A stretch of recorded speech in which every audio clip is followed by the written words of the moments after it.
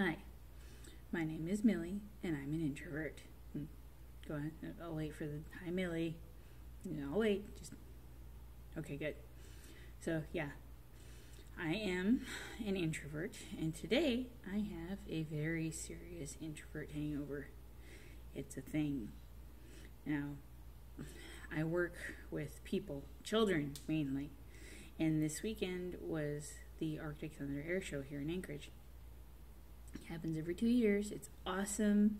If you're ever in Alaska, so if you're up here in 2020, go see it. Blue Angels are supposed to be here, and the Thunderbirds were here this year. Anyway, for a living, up until recently, I did balloon animals, and now I do face painting thanks to this pesky latex allergy. Anyway, aside from my job, when I work with people, you have to be very outgoing, especially children. And, you get into it. After a while, I'll start laughing, making them laugh and telling stories and doing anything I can get them to smile. Same thing with parents. You got to keep them engaged, keep them happy. You want them to walk away smiling and go, hey, these guys are awesome. And that's great. We all get into it. My friends and I have fun. By the end of the day, though, I am tired. And I'm going to look away for just a second. If you go to introvertdear.com, she's got some amazing lists of signs you have an introvert hangover. I think a few years ago, I found out what it was from my friend Matthew. He posted a link to it or something. So yeah, hi Matthew. And it made sense because I used to work in an office in a phone center. And I would get home and I would just be drained to where I would feel like I'm going to be sick.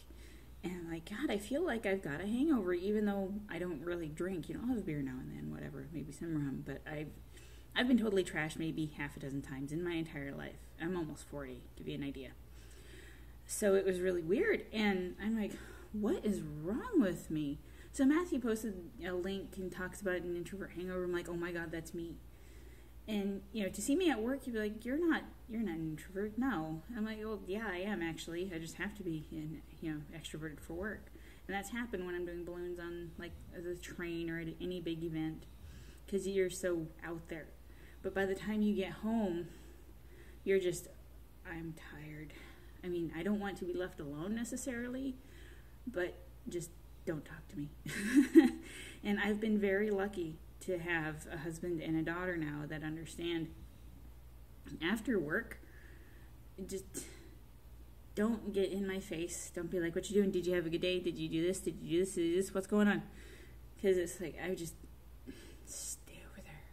It's today, it is a beautiful day. Here in Anchorage, it's sunny, got a nice breeze going.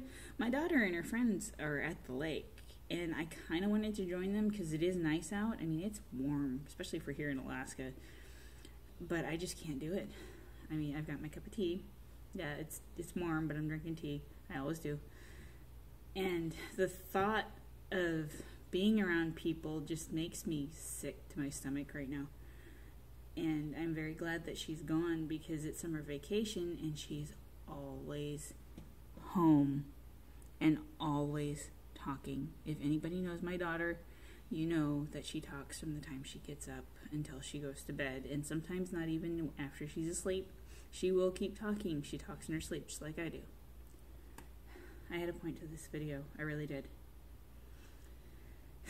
I'm saying I know a lot of my friends are introverted. That's why we're friends. We're more comfortable on screen. Over Skype, over Messenger. We'll get together if we can. That's great. And that's, one-on-one. A friend of mine and I will go to lunch, as often as possible.